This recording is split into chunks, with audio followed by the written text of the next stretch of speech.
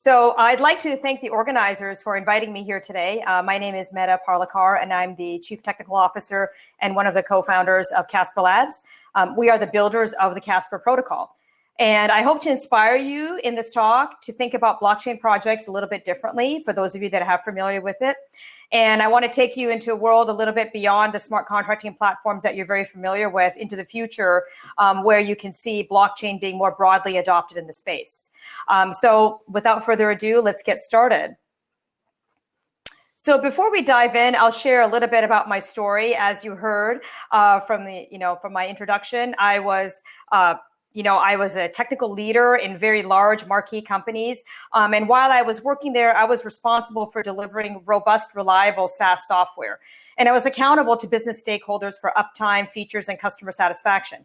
And I managed a team of engineers, right? So I wasn't just responsible to stakeholders, but I was also responsible to technical staff to make sure that the people I was managing were successful in what they were trying to build, right? Build features, great features to the product efficiently, effectively, and defect-free. And I was entrusted to make a lot of technical decisions for the product and the company at large on a daily basis. And so I hope, like I said, you'll learn a little bit about blockchain, why blockchain is important, and of course about the Casper protocol. Hopefully how Casper will make it really easy for you to get started with blockchain tech. So here's our agenda. I always like to have an agenda for a talk so people kind of understand what to expect. We're going to talk a little bit about basic blockchain. I won't make much assumptions in terms of your level of knowledge around blockchain. And then we'll talk a little bit about smart contracts and blockchain architecture. And then we'll dive in a little bit about Casper and the opportunity that blockchain presents. So let's go forward.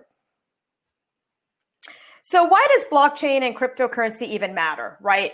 If those of you that are following the news and financial news, you can see that with the recent pandemic, that all countries, not just the United States and Canada, have been really resorting towards increasing their federal balance sheets, basically by printing money, right? And this will have long-ranging impacts. We're already seeing a lot of effects of this in the bonds market.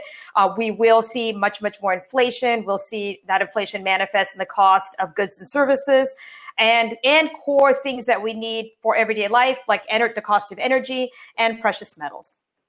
And you don't have to understand much about money to know that when there's more of any given thing, the value of it goes down, right? And understanding crypto is really important for future generations because probably, the fiat system may collapse in your lifetime. So it's important that we understand this technology, understand the impact it's going to have. And, what's really amazing about cryptocurrency is that it's really a harder form of money with baked in with a lot more trust. And I believe that these future generations need to be prepared. And this is one of the reasons why I get up every morning, right? This is why I work so hard around building this technology, is because I think it is extremely important for future generations. Why is blockchain important? Well, LinkedIn rates blockchain as the #1 hard skill in demand. And this isn't going to change in the future. Blockchain is here to stay. It presents an incredible opportunity for your career in the future, and it's applicable across many industries. And let's talk a little bit more about the history of blockchain. So blockchain has been a long time in the making. While many believe that Bitcoin was the first blockchain, the technology was actually developed long before. Here you can see 1991 to 2008 was the first time they started building Merkle proofs and the Merkle trie design, and then building a chain of blocks where the hash of one was contained in the other. So you had this immutable history, right, of transactions and events. So what Bitcoin really introduced that was unique is this notion of crypto economics. And you don't hear this talked a lot about very much, in the space. A lot of people think that Bitcoin was the first blockchain.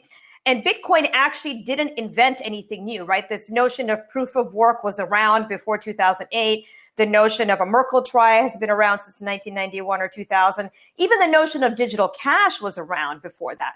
But what Satoshi Nakamoto really did is he invented crypto economics, right?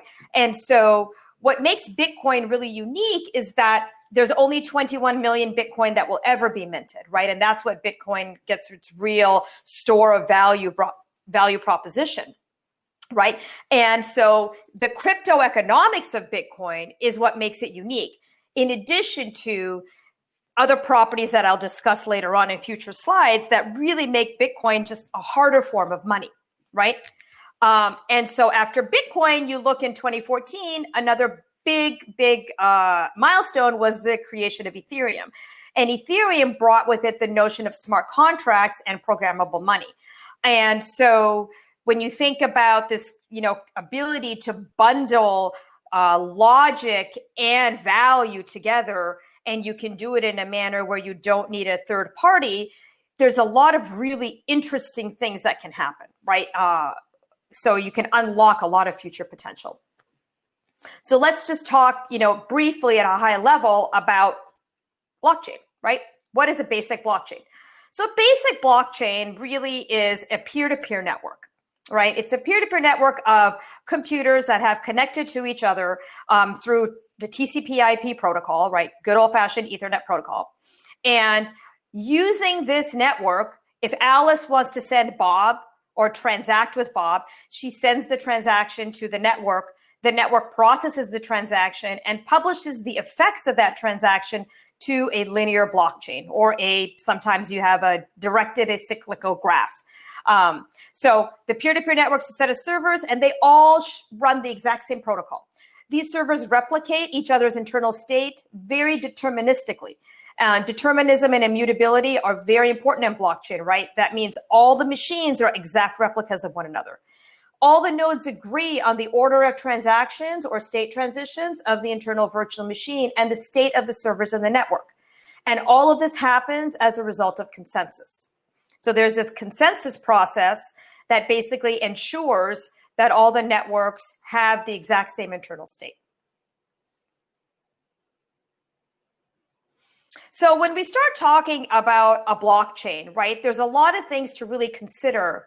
When you talk about what makes Bitcoin Bitcoin, right? And there's a lot of blockchains in the space. You'll see a slide later where I show you there's over 96 layer 1 protocols alone. So when we look at a blockchain, what makes Bitcoin so hard, the harder form of money?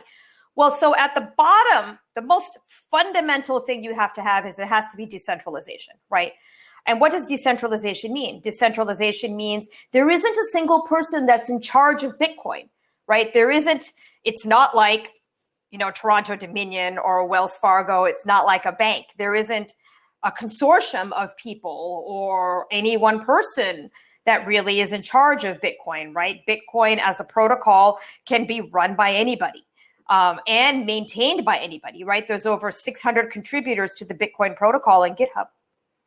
So that's decentralization. It is not centrally controlled or organized. It's this chaotic thing that's in the wild. And it's also permissionless. That means anyone can join. Anyone can run a Bitcoin node. If I wanted to tomorrow, I could spend about $3,000 and buy a Bitcoin mining rig, and I could start mining Bitcoin, and I can participate in the network in a real meaningful way. I don't have to ask anybody. This is the property of permissionless. This means that the Bitcoin protocol is what we call a permissionless protocol. Anyone can come and go as they wish without asking for permission from anyone. It's safe. Well, what is this notion of safety? Safety means that the decisions the protocol makes are irreversible or immutable. I used the term immutable earlier. So once the Bitcoin protocol commits a transaction and that transaction is 6 blocks deep, the probability of reversion or that transaction being reverted is astronomically low, right? So there are not going to be reversions there. It's also live. And what does live mean? Live means the protocol is alive. The consensus protocol means that the system always comes to consensus or it agrees, right? And all of this makes it secure, right? How does it make it secure? Well, anyone can come and go. So these are not trusted parties, right? So if I don't trust the other node operators, I'm going to verify each transaction on my own machine. That means anytime you send a transaction to the Bitcoin blockchain, every single node runs that transaction and verifies it independently. They don't agree or collude outside of the protocol. They all have to adhere to the protocol and approve the transaction. So you put your trust in the protocol, not in the participants. And this is where the security of blockchain fundamentally comes from. So consensus is basically how we solve the Byzantine general's problem. And the Byzantine general problem is a well-known computer science theoretical problem saying if you have machines in a peer-to-peer network, you can't guarantee that they receive a message, and you cannot guarantee that the nodes are honest. So you can't make any assumptions that the nodes are going to do the right thing or that the nodes are going to receive the message. And despite these two problems, you can still have a certain amount of assurances that the nodes are going to behave correctly and they're going to do the right thing in the end, which means mirror each other's states and process transactions. And most consensus protocols that are worth their salt are referred to as being practical Byzantine fault tolerant, or PBFT. So broadly speaking, this talk is about proof of stake protocols, but I thought it would be, sensible to talk about what are the differences between proof of work and proof of stake. So proof of work really comes around hashing. And so what we refer to as consensus overhead basically means is the amount of work that needs to be done just to secure the network. And in proof of work, this is hashing, which is basically a useless amount of work that doesn't really go towards anything except security. You solve a puzzle, and if you solve the puzzle, you get the right to propose a block. It's very expensive and it's wasteful, and it's what we call strongly synchronous. That means only one person can propose a block at a time. So for example, it's every 15 seconds approximately on Ethereum and every 10 minutes on Bitcoin. So very few, if any, new proof of works chains are emerging today. It doesn't really scale, and a lot of the research is in proof of stake. Proof of stake consensus seeks to replace the investment of time and money and energy that goes into the work that isn't part of proof of work. And the security from proof of stake protocols comes from this notion of bonding, right? And so instead of investing $3,000 in a rig and investing, electricity and hashing and time and energy, rather that I basically put up some bond. So I will go and buy some token, and I will lock that token into a special contract. And in exchange for doing this, I'm allowed to participate in consensus as a validating node. So this is the security that you get from proof of stake protocols. Most of the security really comes from the economics of the proof of stake protocol. Now, there's a lot of different flavors of proof of stake protocol, and some of them have a lot of security and some of them have very little security. And in theory, you want to look back to the previous slide that they will have to be decentralized, permissionless, safe, and live in order to be as secure as proof of work. Proof of work actually has all these properties, which is why Bitcoin is so successful, and Ethereum has followed in its footsteps, being just as successful. You have this notion of permissioned and delegated proof of stake protocols where you might have to agree or go through some voting period, right? So the community will vote to allow you in as a validator, or there's a limited number of slots, right? And you have to go through some process to obtain a validator slot. But it isn't really like anybody can come and go from the protocol. Most of the proof of stake protocols you see out there are either permissioned or delegated. And so you can look at like Tezos, EOS, and Cosmos. Cosmos is permissionless. And of course, Casper, the protocol I'm building, is actually permissionless, and we hope eventually decentralized.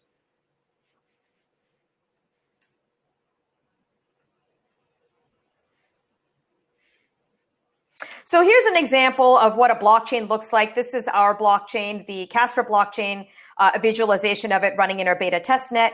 And each of these circles you'll see here, this is validator, say validator number 1, this is validator number 2, validator number 3. And you'll see that the color, the inside ring of the color represents a specific node. And the outside ring is what we call eras. And you'll be able to see what the eras look like in the next slide here. And you'll see here, you're seeing about 4 or 5 validators being represented on the screen. And these are what we call a linear blockchain. And what you see in between it are basically justifications, or what we call the parent-child relationship. As you remember, a blockchain basically builds from one state transition to the next. So what you're seeing here is a series of state transitions of the virtual machine, of the Casper virtual machine is what you're looking at here. So digging in here you can see the proof of stake, what we call consensus overhead, which is not unlike proof of work. A lot of proof of stake protocols use what we call voting or attestations. These are all the other nodes that are in the network that will take turns to either propose blocks or to propose what we call ballots or attestations. And you'll see here that this is the red era here, this is the blue era here, and this is the brown era here, right? So we perform what's called validator set rotation, where some people will leave consensus because they're done providing services to the consensus protocol, and other validators will join the network. And that's called validator set rotation. And so they will basically say, well, I'm done with my work for now. I'm just going to sign off of the protocol, and I'm going to send what we call an unbonding request and leave the protocol for now, and I will perhaps join in a future era. And that happens at these what we call era touch points. And you can see there's a lot more nodes that are participating in the network, but they do participate in consensus by sending, votes. They vote on blocks by performing the work of running the transactions, verifying the transactions, and then saying, yes, I can confirm that this block is a valid block by sending a vote for that block. Once the protocol gets enough votes, it turns green, which we refer to as finality. So that means there's an oracle in the system that it's an algorithm that calculates up all the votes and makes sure that there's a supermajority. Once there's a supermajority of stake against a particular block, it goes ahead and finalizes it. This is what we refer to as a fork choice protocol, right? The greediest, heaviest observed subtree, or the ghost rule, which is where we get our name Casper, the friendly ghost, is one of the names that is the name of it we use for the protocol. It comes from this basic algorithm. So that's a brief overview in our proof of stake protocols. There's a lot of other proof of stake protocols out there in terms of consensus. Tendermint is a great one. Tendermint has a very, very high what we call overhead. So you'll find that a lot of these protocols will limit the validator sets to about 25 to 50, because after that point, the overhead just becomes completely untenable. And the reason for it is you wind up having basically n squared, the number of validators squared, number of votes per block, which makes it very, very expensive and difficult for the system to basically process all of that data in order to finalize a transaction. So let's talk a little bit about the essential node architecture. So if you wanted to go, say, I want to go ahead and build a blockchain node, there's a few things you need to consider. One thing you need to consider is this peer-to-peer network, right? So you need to have a communications and networking layer. And this is going to be your peer-to-peer protocol. You would need to have some node discovery. So when a new node joins the network, they would need to have a way in order to identify and find the other nodes in the network, make sure they don't collide with other networks, peer up, and start sending messages. You would also need a server API and transaction queues. So when Alice's transaction hits the node, it knows what to do with it. And similarly, when the node receives blocks, it can process those blocks by removing the transactions from those blocks, running the transactions, and then, of course, updating, running the transactions in the runtime, and then updating what we refer to as the global state trie, or the Merkle trie, which is the internal representation of the blockchain within the virtual machine.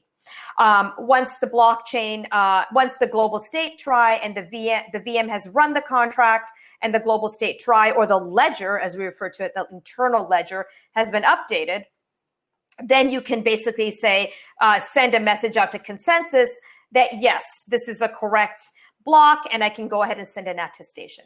So the consensus layer really is the way in which messages are exchanged via communications and networking, given a specific format and a specific handshake, not a TCP/IP handshake, but more like a protocol handshake, right? So I need to send messages of a specific type at a specific time in response to certain other messages, if you think about how consensus would work. And in front of all of this, you have to have some client APIs that talk to the node, that allow you to send transactions, make queries, understand what is happening on the blockchain, so that I know, did my transaction process correctly? What is the last block? What is the global state hash? Can I get some proofs from the system, et cetera, et cetera? So those are the basic building blocks of a blockchain node. And in the following slides, we'll dig into more into these functional pieces. You'll guys kind of get a sense when I dig into these. So one of the things you need to know about blockchains is they use asymmetric key pairs to secure transactions. And so this is where the big cryptographic security comes into blockchain beyond the Merkle proofs and the hashing that we've already talked about. So there's notion of keys and accounts in blockchain. So you think of an account the same way that you think of a bank account, right? You may have your bank account. You can see the numbers at the bottom of your check. There's this number, right? There's basically the bank routing code, which identifies the institution. And then you've got your checking account number for that given institution. And then you've got the check number, right? And that's basically an indication of your bank, the combination of your bank routing number and your account number is a unique address, right? That's how people could send you money. And the check could be argued as like, your transaction ID, your specific transaction ID. Well, on the blockchain, you have this notion of keys, what we call asymmetric keys, right? And so what does that mean? You have this notion of a public key, which is not the secret, right? It's like your public address, right? If people want to go ahead and take a look at your account balance, if they know your public key and they know it's your public key, they can go take a look at it. So if you wanted to go learn what Satoshi Nakamoto's public Bitcoin address is, you can go look at the Genesis block and you'll see that Satoshi Nakamoto mined, 50 Bitcoin in the Genesis block for Bitcoin. And that is Satoshi Nakamoto's address. And everybody knows what Satoshi Nakamoto's address is. Well, the reason the Bitcoin have never moved from Satoshi Nakamoto's address is because nobody has this private key. And the private key really is what you need to hold on to. These private keys are basically what you do in order to unlock the token held at that address. So in order to move tokens out of any account, the matching private key must sign the transaction. So the loss of private keys on blockchains is an irrevocable loss of access to the account. So I'll talk later about the number of Bitcoin that have just been irrevocably lost. You just can't get them anymore because the keys have been destroyed. So one of the things that's really important when you talk about decentralization is we really want users to sign transactions with their own private keys that they hold in their possession, right? And the reason for this is you don't want to give somebody else control of your keys, right? So if you look back into blockchain history, you'll learn about the Mt. Gox hack, right? And this Mt. Gox hack was a terrible thing where Mt. Gox was hacked and basically their servers blew up. And everybody that held keys, their keys on the Mt. Gox exchange basically lost all their Bitcoin. And there's, a big initiative to try to recover, find the keys from Mt. Gox and restore the Bitcoin to the original owners of that Bitcoin back in that day. And so persons that can responsibly and, correctly hold on to their keys should really, really try to do so. And if we don't do that, it's no better than banks today if you just hold your keys on an exchange. And so, if you want to later on have control over these proof of stake protocols, if you want to vote, if you want to basically delegate your stake to a validator so you can participate in the protocol through staking, you need to hold your own keys and allow yourself to do that versus letting an exchange do it for you, right? Because an exchange, if they have control of your keys, they have control over your token, right? So not your keys, not your crypto.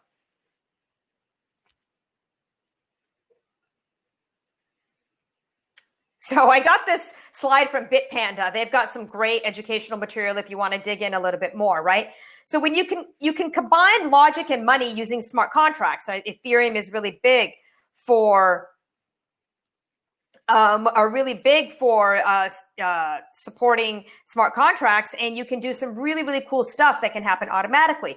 Here's a really interesting workflow that enables you to basically sell your house on the blockchain if you wanted to, and guess what? Now you don't have to worry about title fraud, right? Because somebody can't just go in and steal your title by pretending they're someone that they're not.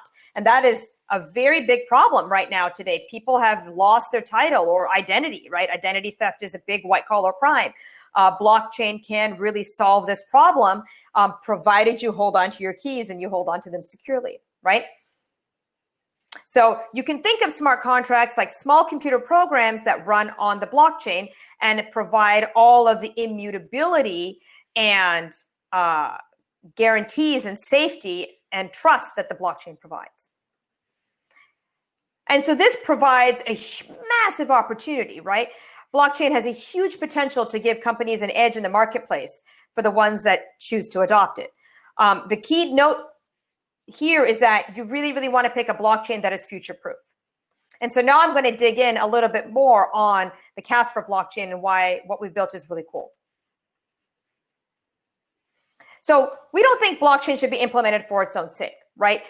When we think about blockchain technology, we have to ask ourselves if there's a business benefit to adding a layer of trust, right? So provenance, who owns it, traceability, what actually happened in what order, and that has to be backed with the trust layer, right? And when you talk about the trust layer, you have to go back to the initial slide that I talked about, which is decentralization, permissionless, safety, liveness. And you got to have all of that in order to have the security that comes with trust, right? And a lot of these agencies right now will give you the top two, but what you really want to do is you want to disintermediate them. You want to put them on the blockchain so it's more efficient and more economical and more trustworthy.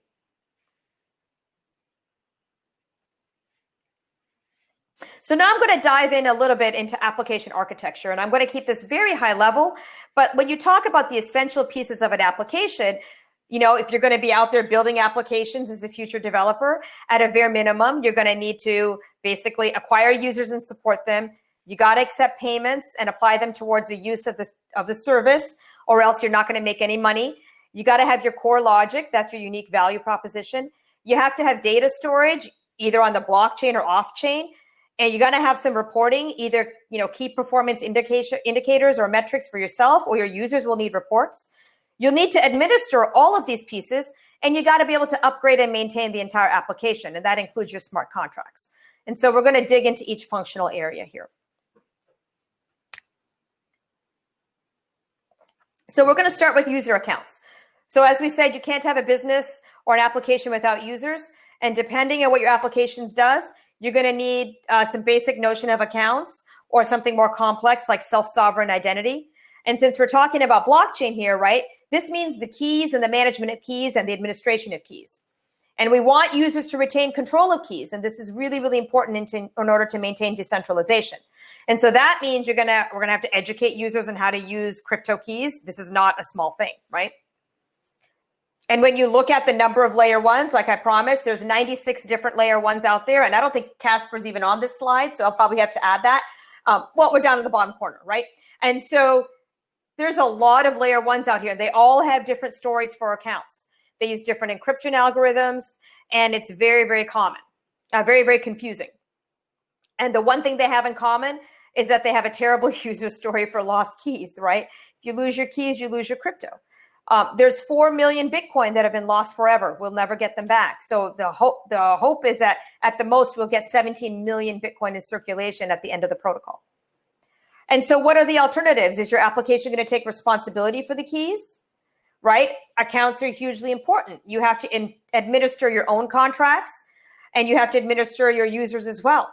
And you don't want to be outdone by a competitor that can offer a better customer service or has a better user experience. And it's not reasonable for you to tell people that, well, we just can't recover user accounts or passwords. And so really what you want is you want the protocol to give you some basic things on the blockchain, right? You want to be able to recover account keys. You want to be able to, you know, govern who upgrades smart contracts. You need to be able to support your users. You want to be able to want to create features around account administration, right? What if you want to create something like Salesforce, or you want to create something like a social media system where I want to have my own page and I want to give somebody access to my page? That means I need to be able to create, you know, organizations within my platform, and inside of that organization, I need to be able to create users. So we're not even talking about basic users, right? You're talking your users have users, and you can't do that without a really powerful system that will let you create those kinds of features. You can't build a business if you can't recover accounts, right? It's not I mean, the Mt. Gox was one thing, right? They weren't actually trying to build a real business, right? Imagine if you took like $10 million of investor money and you had a Mt. Gox kind of thing, right? You don't want to build your business on a protocol that isn't going to give you a way out. And so what we've done is we built this into the blockchain protocol. So you can actually you can set up a way to recover your customers' accounts if they allow you to. So you would think that payments is a big thing about blockchain, and payments is, all sorted out because they got tokens, right? Well, remember, one of the things that's really important about blockchain I haven't talked about is the economics of the blockchain. Blockchain is not free. It's a lot more efficient and economical than sending money today, right? If I want to send a Western Union to somebody in India, it's $35 to $50, depending on how much money I want to send. If I wanted to send $1 million worth of Bitcoin, I can do it just for the same transaction fee if I send $100 of Bitcoin, right? So it can be very, very economical to send money over crypto, but it's not free, right? So I will have to pay for my transaction. And similarly, if you're going to use public blockchain in your application architecture, you will need to pay for the use of the public blockchain. And that money goes to the participants of the blockchain. That's how they make their money, right? I spin up a node, I spend all this money, and I spend electricity. Why do I do it? I do it because I get Bitcoin back. I get Ethereum back. And I also get transaction fees, right? So I get both block rewards and I get transaction fees, and the fees come from these payments. So today, if you want to use a blockchain system, it's your user's problem to pay for contract execution. And this is the actual workflow that people go through when they have to, launch an Ethereum contract. So there's this huge decentralized finance boom that's happening right now. Before you can start even working with DeFi, first you need to get, your wallet set up. You got to go get some Ether, and then you got to transfer the Ether into the right wallet, and you got to connect your application with MetaMask. It's very, very complicated, and it's very difficult. And all of this bleeds into your application architecture, right? Which is not going to make you very happy as a developer, and it's not going to make your customers very happy either. So what you want is something that's really simple, right? And that you let businesses handle payments. So what we have built is a way to allow businesses to directly handle payments for their customers, and they can still retain control of their keys. So when you talk about building core application logic, let's talk a little bit more about smart contracts, because we're going to be talking directly about blockchain here, right? So you want to go ahead and build a blockchain application. Well, guess what? You got to learn a whole new programming language, and you got to use brand new tools, and you got to use all this new stuff, which may be cool, but it's not going to really fit into everything else that you're building, because it's this one-off stuff. It doesn't work in Visual Studio or IntelliJ or any of the tools that you're used to using, right?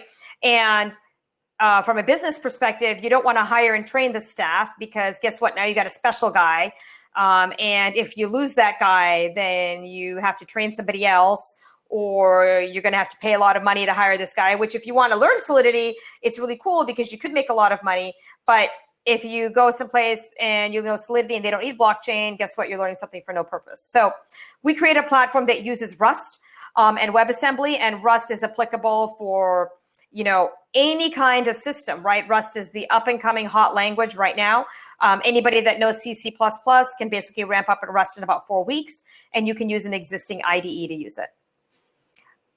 Additionally, here's an example of a smart contract.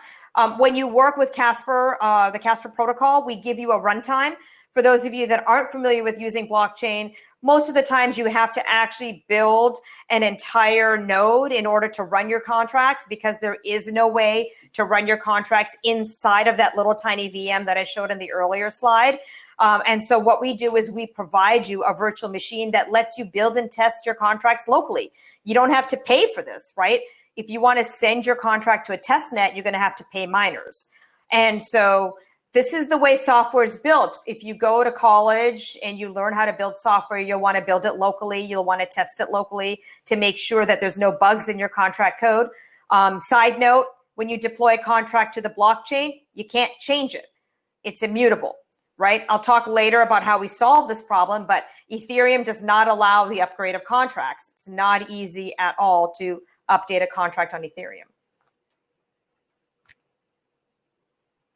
So upgrades and maintenance, let's dive right into what it means to upgrade a contract. So this is the proxy contract that's used on Ethereum. Most blockchains don't let you upgrade contracts. So what authors do instead is they create a pointer and say, okay, this is my contract, go here. And then it sends it to a proxy, and the proxy points it to the contract on the blockchain. And the problems with it is that when you run a contract on the blockchain, the contracts have to execute in what we call a context, right? Because remember, there's a public virtual machine that's shared across all the many accounts that are on the system, right? So when I transact Bitcoin on the Bitcoin blockchain, that transaction is really only tied to my account. It runs in the context of my account.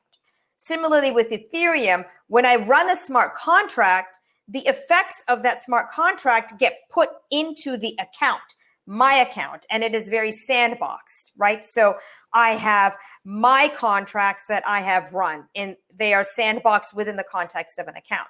So what happens here is when you run the logic in the smart contract, in the logic layer, the effects are stored in the context of the proxy contract.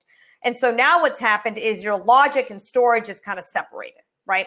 And so what happens also is that if you update your pointer to go to a new version of the contract, the older version of the contract isn't actually gone. It's still there. It's just at a different address, right? So you haven't actually garbage collected it away. It's still sitting there.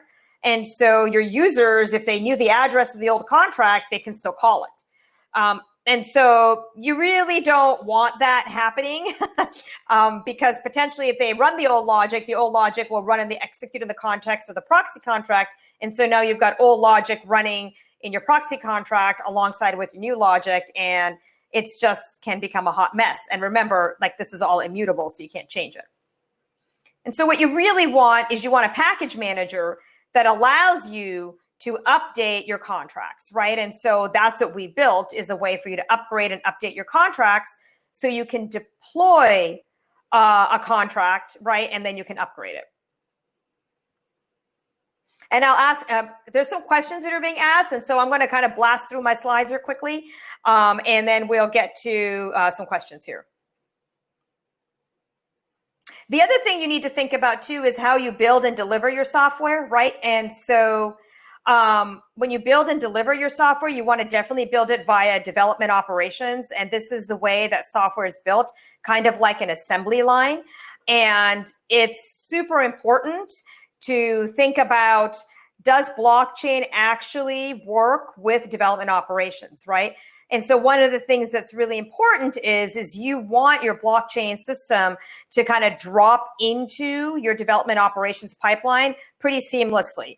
And here you can see that with, particularly with Ethereum, there's a very, very complicated set of tools that you could use, but it basically means pushing your entire architecture into this DevOps, blockchain specific DevOps pipeline, which really is suboptimal. It's very, very expensive.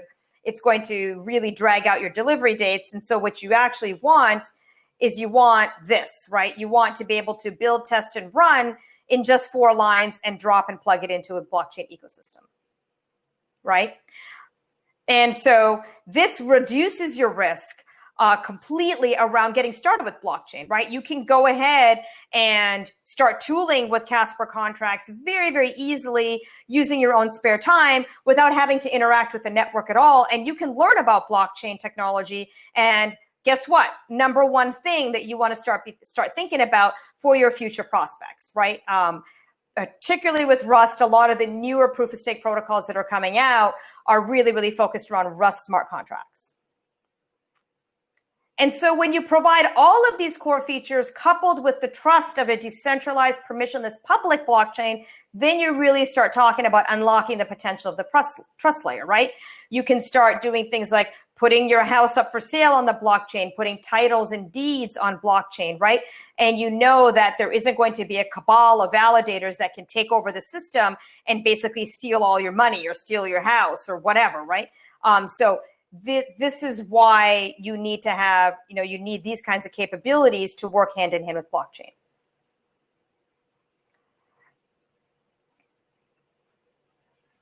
And so you built these solutions that don't require anything new, right? Because the protocol will snap right into your architecture. And so we made blockchain very, very easy and accessible for you to learn. So thank you very much for your time and attention. I'm open to questions right now. Let me go ahead and put them in the chat. So Kargak is asking, like, do popular crypto games like CryptoKitties place undue stress on these networks? Does that directly affect miner difficulty? Yeah, so CryptoKitties is a great example of, you know, the blockchain is a shared global computer, right? And so what happens is it's possible to have somebody like CryptoKitties come in and be wildly successful, and that application will go ahead and basically cram out space for everybody else. And this is really the scalability trilemma we talk about, right? So a lot of proof of stake protocols out there have forsaken the security layer in favor of scaling, right? So what have they done? They've reduced the number of validators, right? So there's fewer messages to process and there's less consensus overhead. So they just kind of ram everything in, right? And that's what EOS has done. And so EOS has delegated proof of stake. Well, you'll find that EOS primarily does only low value transactions, primarily because everybody knows the security of the EOS blockchain is very, very low because they only have a dozen validators in. And the delegated proof of stake protocol really kind of fell apart, right? Because they relied on the community to constantly vote and ensure that the validator set was rotated, but that didn't actually happen. And the validators colluded to basically take control of the network, right? This is where we see the permissionlessness fall apart, right? And what does a situation like a hard fork mean for code running on the blockchain? Would the code be deployed twice? This is exactly right. So one of the things is I talked about, and I kind of glossed over this point, but in my presentation, I talked about this notion of, you know, package management, right?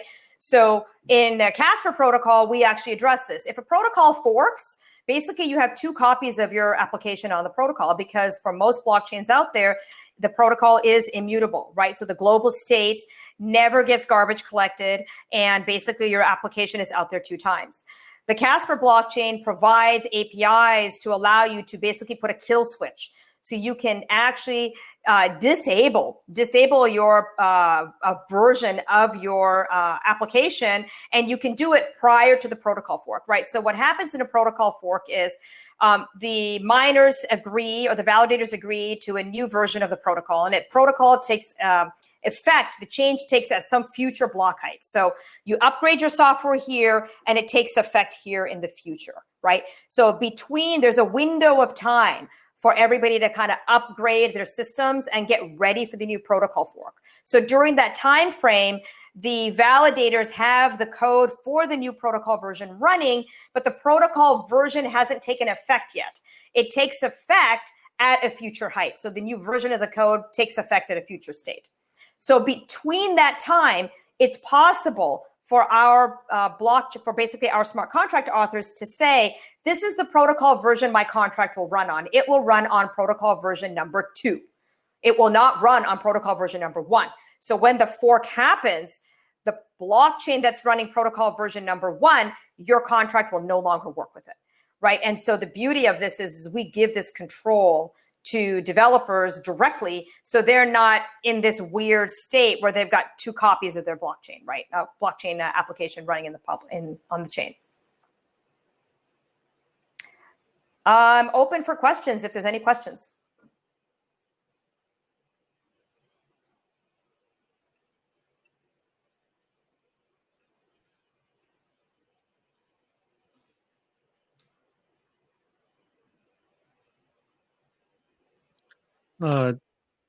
Thank you, Medha, for coming here. My pleasure. I can hear you. Go ahead. Yeah, thank you, Medha, for coming here and giving us a very great informative talk regarding blockchain. I think there are enough questions. Okay, yeah. Well, if there's any any LinkedIn or Twitter handle you want to share with us to have you connected. Oh yeah, absolutely. I am on Twitter. What you have closing time?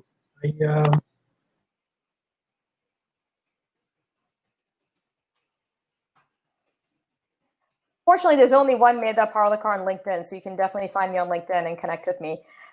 We do offer a lot of support for smart contract developers. You can find us on Discord. We do weekly workshops to help smart contract authors learn about Casper and the blockchain protocol. There's a lot of great opportunities if you want to just start working with blockchain and create a GitHub profile and start building smart contracts. It's really a fantastic way for employers to learn about you and your capabilities.